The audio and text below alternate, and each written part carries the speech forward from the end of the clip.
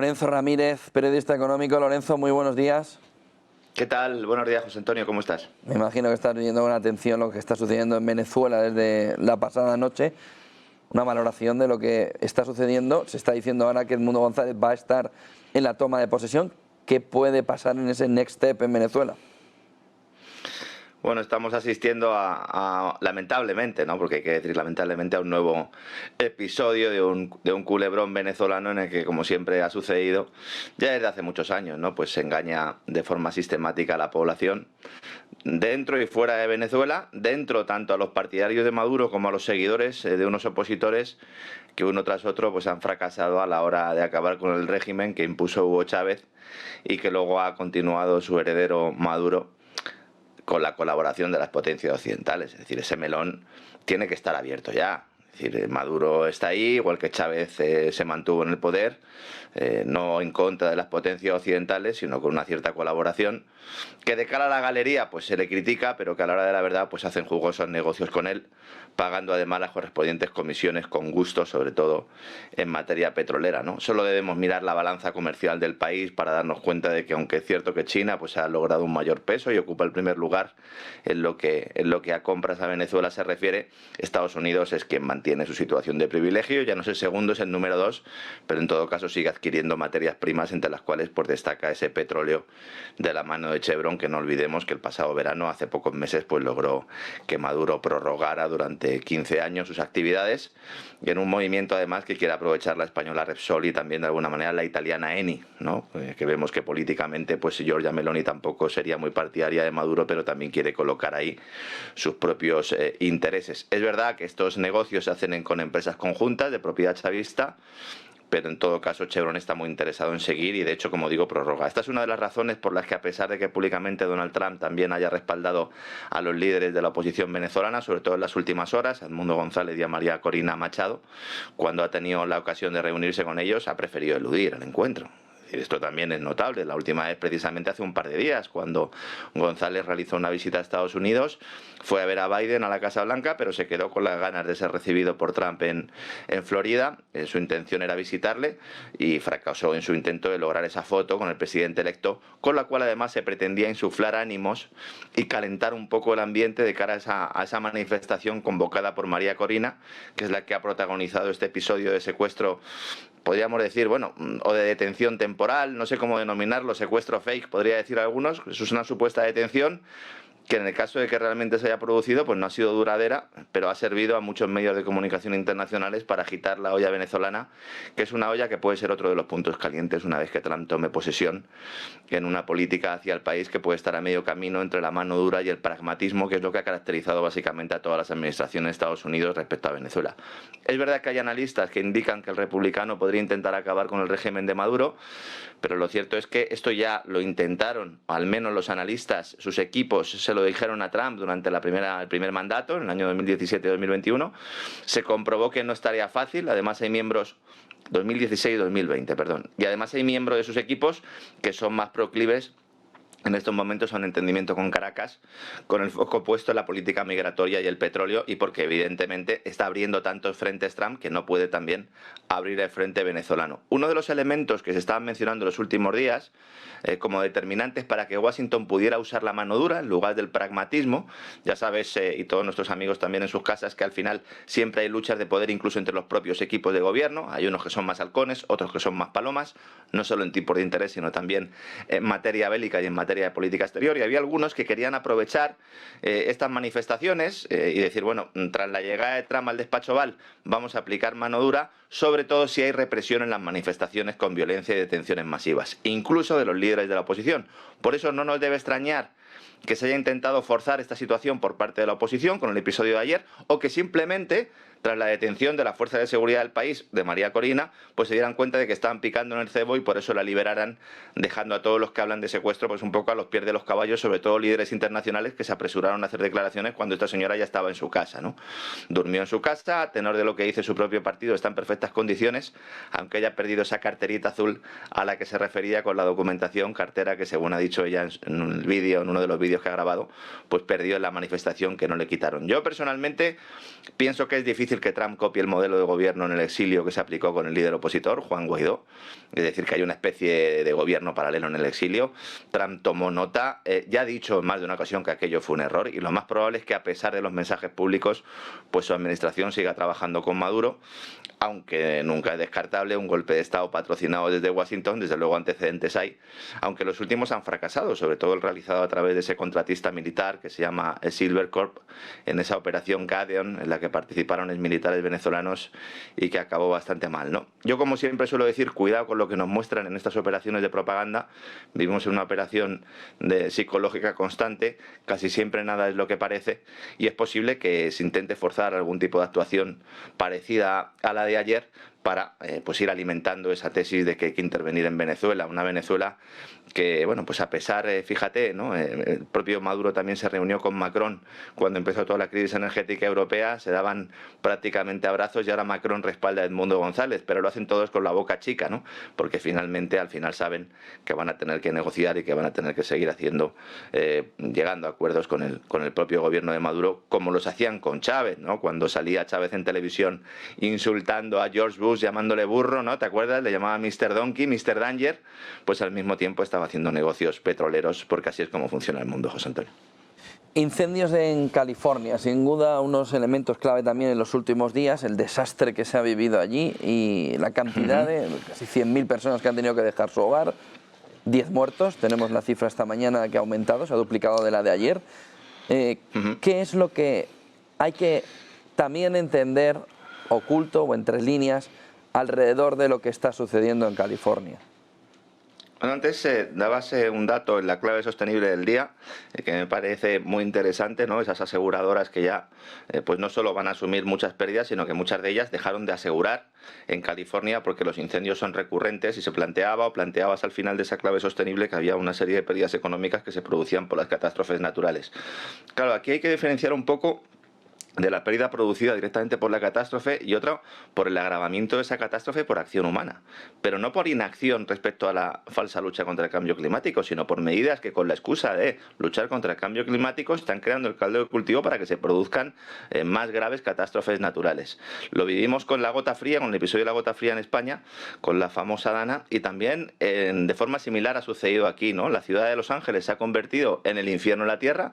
Estamos hablando de unos incendios que se han extendido durante varios días, además, mostrando pues la incapacidad, ¿no?, de los servicios de extinción para poder atajarlos. Se han destruido propiedades, muchas de ellas de gente muy famosa y con mucho dinero. Hollywood ha ardido, muchas casas de actores famosos, de músicos. Como dices, de momento van 10 muertos, lamentablemente creo que serán más porque hay muchos desaparecidos. Estamos hablando de 500.000 de hogares y de negocios destruidos, más de 130.000 personas desplazadas, en una catástrofe que está siendo utilizada, como siempre, por los ecologistas de salón para hablar de la necesidad de aplicar medidas políticas para luchar contra un cambio climático que, según ellos, es la causa de este desastre. Esto es muy fácil porque, claro, al final todo lo que sucede es culpa del cambio climático, y por lo tanto yo, analista o ecologeta o ecologista de salón, que me dedico precisamente a ganar dinero con todo este negocio, pues entonces promuevo una serie de medidas para luchar contra un enemigo que no se puede batir. Es decir, el cambio climático existe, existirá siempre, siempre va a existir, ¿no? Entonces, al final, este mantra que se repite, se va a repetir en el futuro, como sucedió, como digo, en el episodio de la gota fría, obviando que efectivamente son decisiones políticas las que están agravando y, en algunos casos, provocando estas catástrofes. ¿A qué me refiero? Pues a la ausencia de políticas que realmente pues vayan en la línea de mejorar las infraestructuras y de mejorar la logística, y sobre todo de mejorar los recursos para que estas cosas, cuando sucedan, que van a suceder porque siempre han sucedido y sucederán, pues tengan menos efectos. Estos incendios se han extendido porque California sufría una carencia de recursos hídricos importante, sobre todo en los últimos meses, pero bueno, en los últimos años.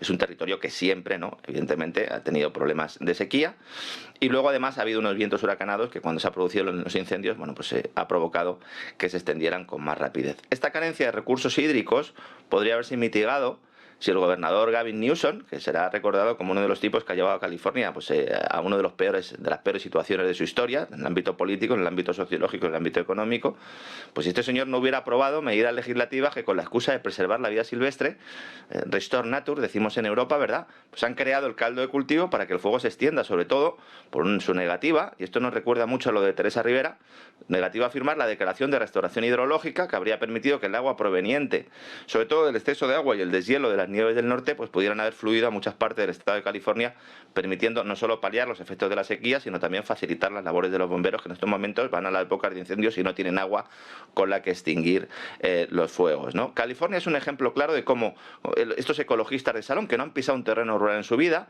que adoptan decisiones y escriben informes a golpe de ideología, pues están creando problemas que luego encima nos dicen que ellos mismos resuelven con más decisiones, y al final todo acaba como el rosario de la aurora. Y fíjate estas cosas de la geopolítica y al final de la situación global en este mundo de locos en el que vivimos, que al final esto le ha venido bien a Giorgia Meloni, porque se va a librar de tener que recibir a Joe Biden, porque el desastre es de tal magnitud que Biden ha cancelado el viaje oficial a Italia, durante el cual iba a reunirse con el Papa Francisco.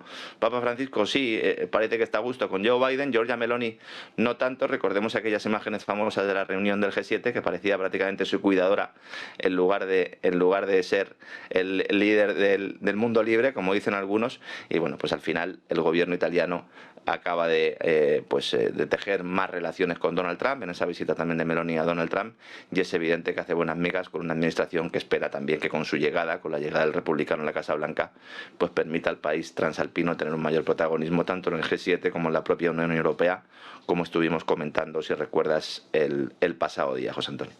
La energía va a ser otro de los temas fundamentales en 2025. Ya estamos viendo también un precio de la subida de los precios del gas en Europa por un invierno que se espera que sea más frío que en los últimos años, y vamos viendo cómo ese Lego, ¿no?, se va reconfigurando, ese tablero de ajedrez se va reconfigurando en la necesidad de tener suficiencia energética. ¿Qué es lo que está pasando con los hidrocarburos, con el gas, con Europa y con el gas ruso? Bueno, tú sabes que, de hecho, yo sigo diciendo que en habla hispana yo creo que tú y yo somos los únicos que hemos hablado de la posibilidad de que en el futuro, en un medio plazo, parte de ese gas ruso no sea sustituido por gas natural licuado americano, sino incluso por gas de Oriente Medio, pero traído por Israel, ¿no? En ese proyecto que tienen y que aspiran, ¿no?, de alguna manera a ser una de las potencias exportadoras de gas a Europa.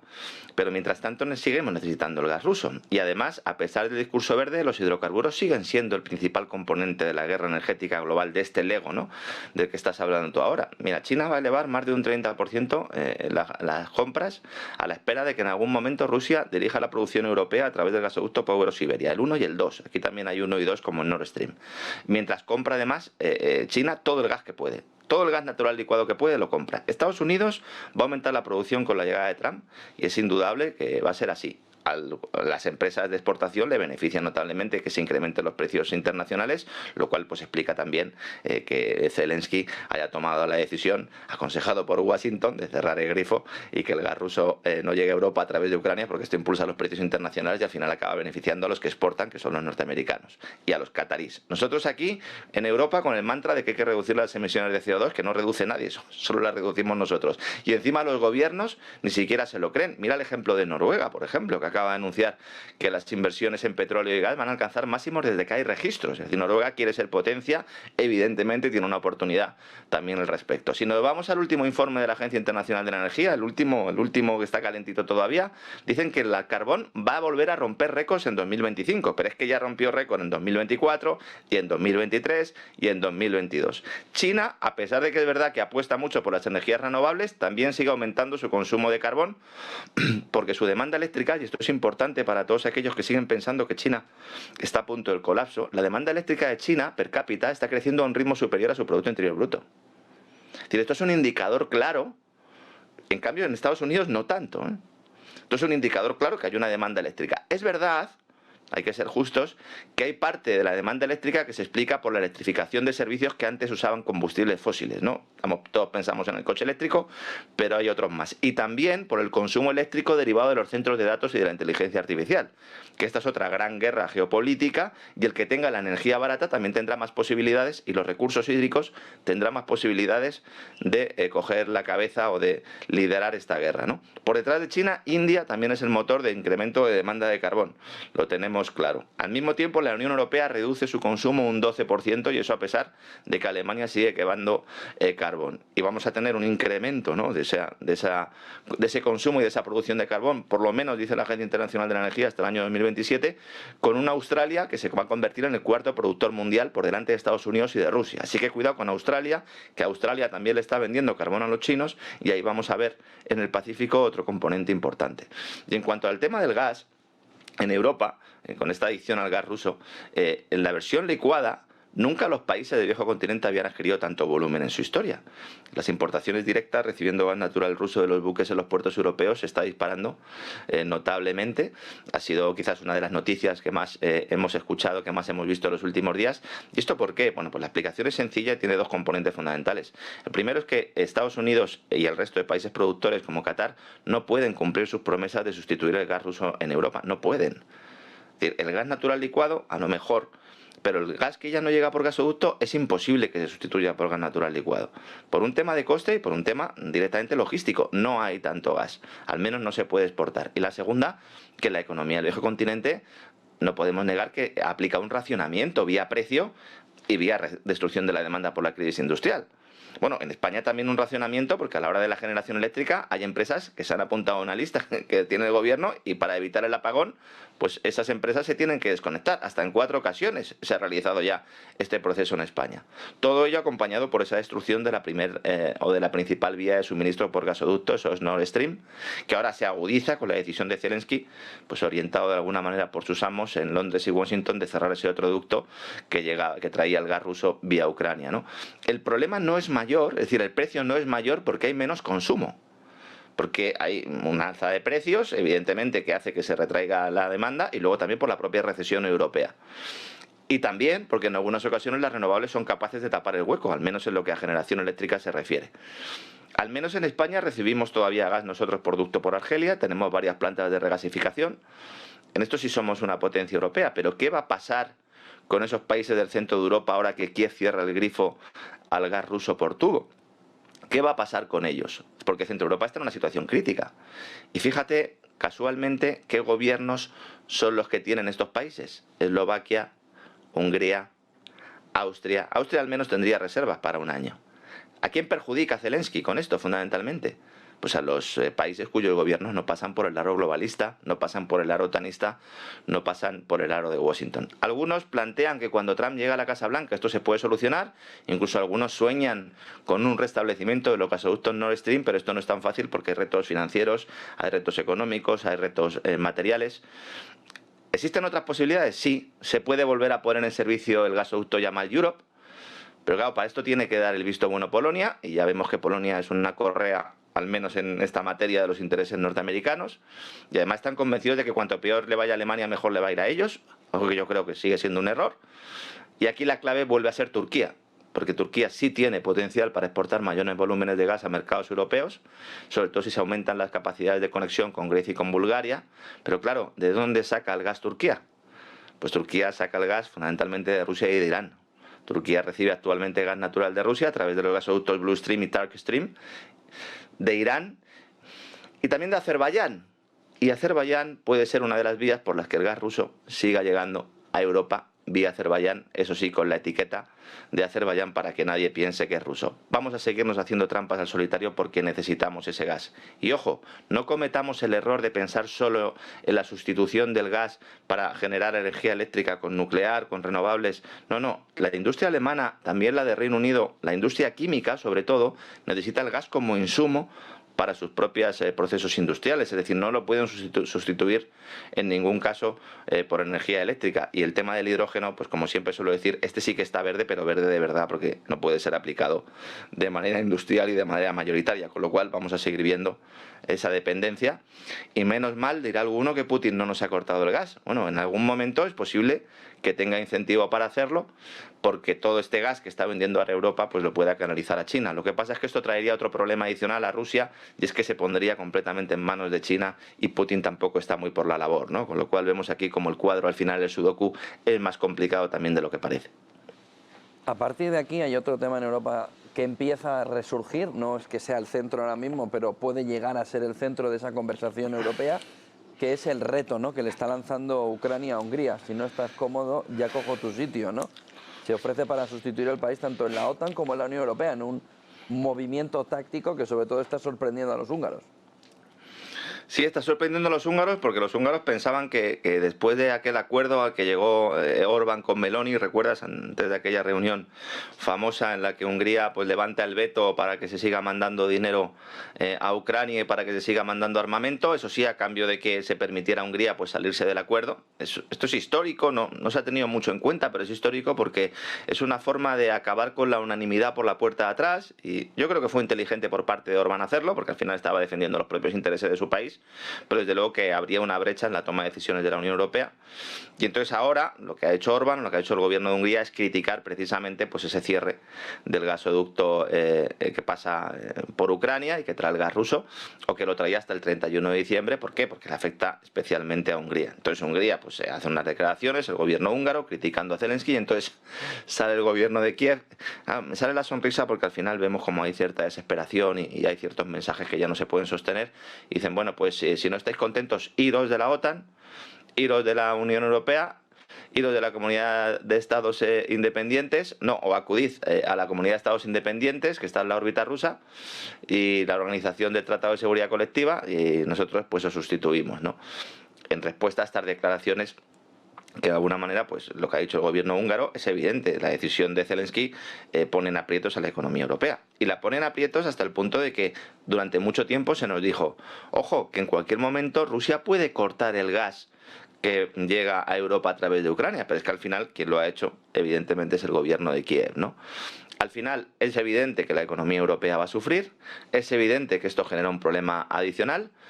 Los precios del gas se dispararon automáticamente al día siguiente de esta decisión, que por otra parte estaba más que descontada, lo hemos comentado aquí muchas veces.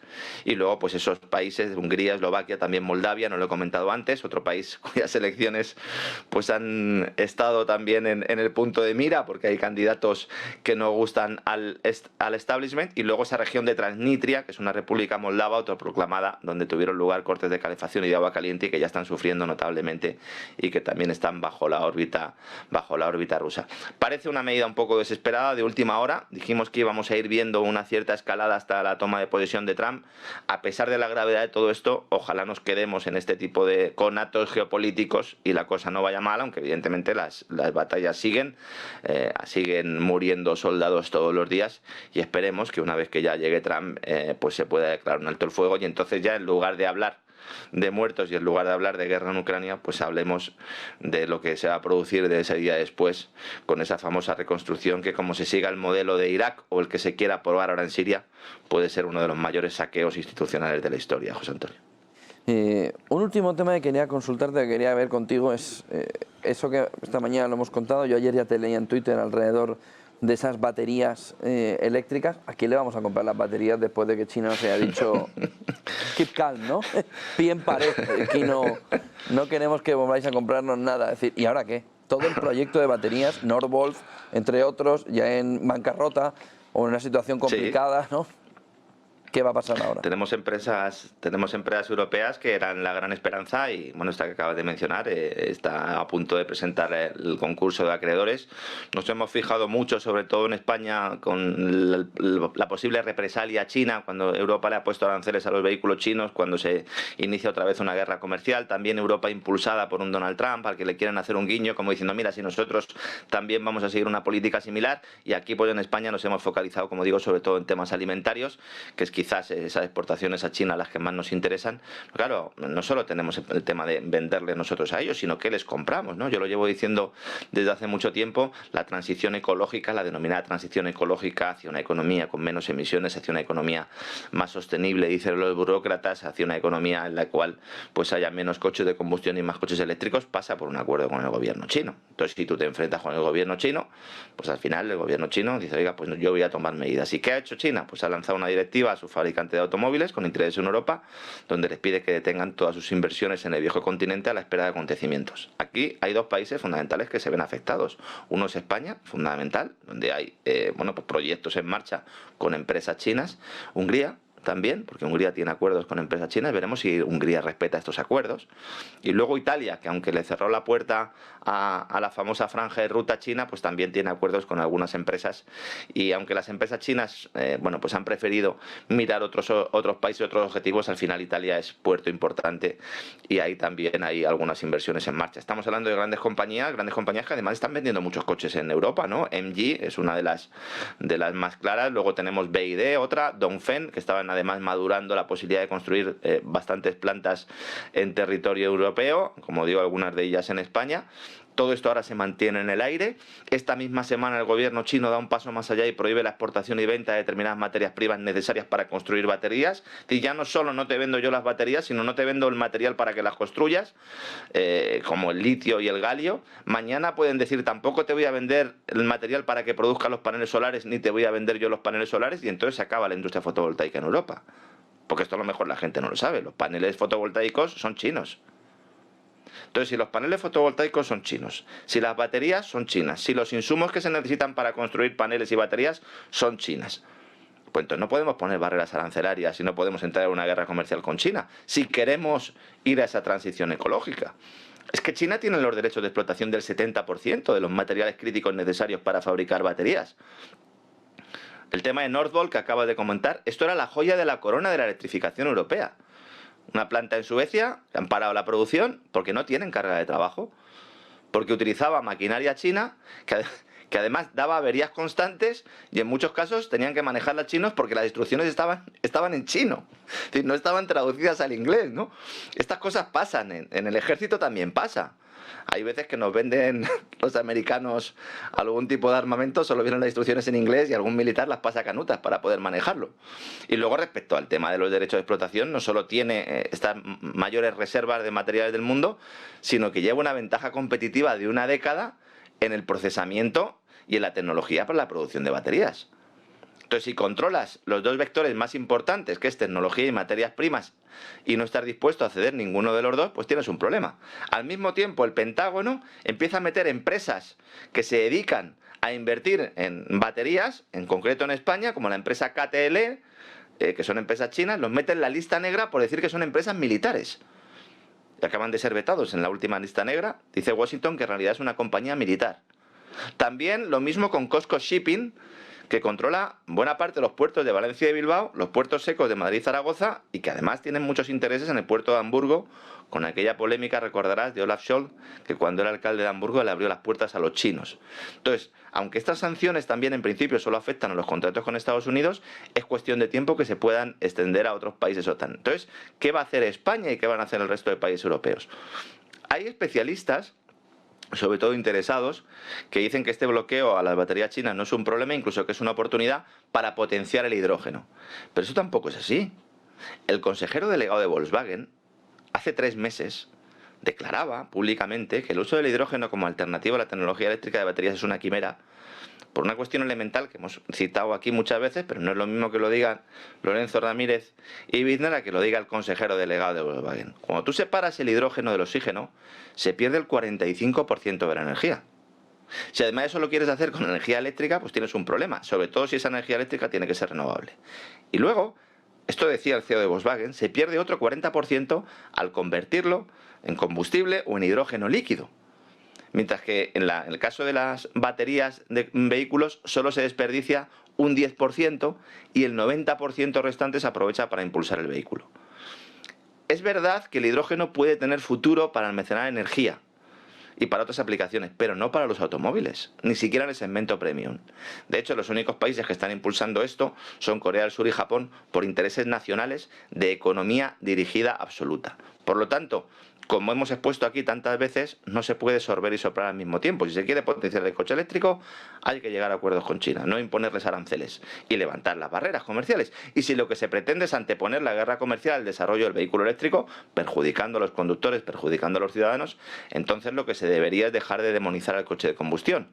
Pero claro, hacer las dos cosas al mismo tiempo es imposible, a no ser, claro está, que lo que se pretenda es que no haya coches o que haya muchos menos, y que los pocos que existan los utilicen aquellos que se sientan en los despachos y que son los verdaderos responsables de este desastre. Aquí sí que tendríamos un gran reseteo, José Antonio, de los gordos. Pues muchísimas gracias por toda esa fotografía. Lorenzo Ramírez, buen fin de semana, buen día, buen negocio. Gracias, un abrazo, José Antonio. Un abrazo fuerte, 10:25.